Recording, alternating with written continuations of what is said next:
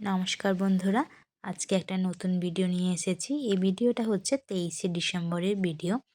আমরা বেশ কয়েক মাস আগের থেকে ঠিক করেছিলাম যে একবার সোনাঝুরি হাট যাব। মানে অনেক দিনের ইচ্ছে ছিল, কিন্তু সময়ের অভাবের জন্য যাওয়া হয়ে ওঠেনি। তারপরে হঠাৎ করে ঠিক করলাম যে 23শে ডিসেম্বরই আমরা সোনাঝুরি হাটের উদ্দেশ্যে বেরিয়ে পড়ব। আসলে সোশ্যাল মিডিয়াতে বেশ কয়েকটা পোস্ট দেখেছিলাম, যেখানে লেখা ছিল যে জানুয়ারি মাস থেকে হাটটা নাকি সোনাঝুরির জঙ্গলে আর বসবে না, কোনো একটা ফাঁকা মাঠে বসবে। তাহলে সোনাঝুরি জঙ্গলের আর প্রাকৃতিক সৌন্দর্য উপভোগ করা যাবে না। তাই আমি ভাবলাম এই ডিসেম্বরে বেরিয়ে পড়া যাক। যে এরকম ভেবেছি ওই রকম 23শে ডিসেম্বর বেরিয়ে পড়েছি আমরা দুজনেই বাইকে করে। দুই মেয়েকে অন্ডালে মায়ের কাছে রেখে এসেছিলাম, কারণ ওদেরকে নিয়ে আসা যাবে না, একে তো শীতকাল ঠান্ডা, তারপরে যেহেতু বাইকে যাব আর এতটা রাস্তা, তাই ওদেরকে রেখে আমরা দুজনেই বাইকে বেরিয়ে পড়েছিলাম। তো এখানে রাস্তা দিয়ে যেতে তো বেশ ভালোই লাগছিল, এমনিতেই বাইকের জার্নি আমার বেশ ভালোই লাগে। তারপরে রাস্তার দুই পাশে গাছ আর ফাঁকা রাস্তা, বেশ ভালো লাগছিল। সকালবেলাটা আমরা প্রায় 7টা 7:30 নাগাদ বেরিয়েছিলাম। তারপরে মেয়েদেরকে রেখে বেরিয়েছি। তো মোটামুটি 9:30 10টার মধ্যে আমরা কিন্তু পৌঁছে গিয়েছিলাম, বেশিক্ষণ লাগেনি। তো গিয়ে খিদে পেয়েছিল, তাই কচুরি তরকারি খেয়ে নিলাম। আর তারপরে আমি বললাম পুরো হাটটা আগে একবার ঘুরে দেখব, তারপরে কিছু কেনাকাটা করব, প্রথমেই কিনবো না। কারণ কোথায় কি বিক্রি হচ্ছে, কীরকম দাম আগে না জেনে কিনবো না। তাই পুরো হাটটা যতটা বসেছিল সব আগে একবার ঘুরে নিলাম। তো এখানে কি নেই, মানে সমস্ত জিনিসই আছে। তার মধ্যে আমার মনে হয় বিশেষ করে মেয়েদের জিনিসই বেশি। তাছাড়া খুব সুন্দর, সুন্দর এই যে পেন্টিং ছিল, তারপর বিভিন্ন রকমের ঘর সাজাবার জন্য শোপিস, আর জুয়েলারি, ব্যাগ, পোশাক-আশাক, মানে কি নেই সবকিছুই আছে হাটের মধ্যে। এই যে সুন্দর, সুন্দর ব্যাগ ছিল।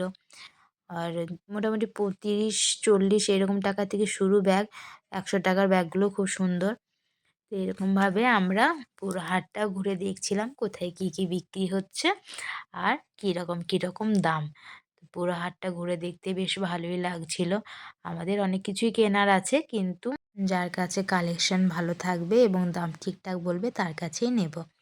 তারপরে আমরা দেখলাম যে দূরে এই ফাঁকা সোনাঝুরির জঙ্গলে কয়েকজন ফটো ভিডিও করছিল। তা আমি বললাম এখন ফাঁকা আছে, চলো আমরাও গিয়ে কিছু ফটো তুলে আসি এবং কিছু ভিডিও করে আসি।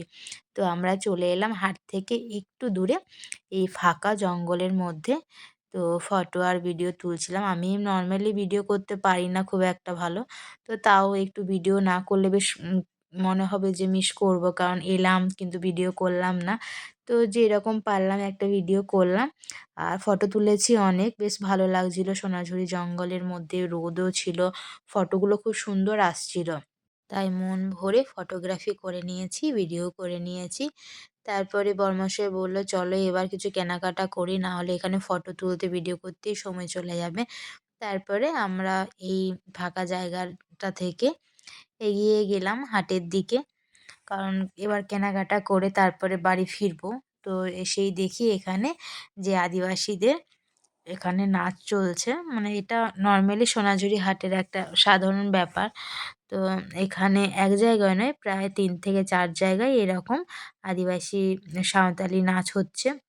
আর এখানে যারা হাটে এসেছে, ছেলে বা মেয়ে, তাদেরকে ধরে ওরা বলছে আমাদের সাথে নাচ করো আর ১০ টাকা করে পয়সা দাও। তো অনেকেই এখানে নাচ করছিল, পয়সা দিচ্ছিল। আমরা দাঁড়িয়ে কিছুক্ষণ ভিডিও করে তারপরে কেনাকাটা করতে শুরু করলাম। কারণ অনেক ভিড় বেড়ে যাচ্ছিল, যত সময় পেরোচ্ছিল তত হাটের ভিড়টা বাড়ছিল। তো আমরা বেশ কিছু কেনাকাটা করলাম, অনেক কিছুই কিনেছি, ব্যাগ থেকে শুরু করে পোশাক-আশাক আর অনেক কিছু। তারপর খিদে পেয়েছিল, দুপুরবেলা ওখানেই একটা হোটেলের মধ্যে আমরা ভাত খেয়ে নিলাম অর্ডার দিয়ে। তারপরে আমরা ওখান থেকে বেরিয়ে পড়লাম। অনেক কিছুই কিনে নিয়েছিলাম। তবে ওখানে আমার কাঁথা স্টিচ আর গুজরাটি স্টিচের শাড়িগুলো বেশ পছন্দ হয়েছিল। কিন্তু এত কিছু কিনেছি যে শাড়ি কেনার টাকা আর হয়ে ওঠেনি।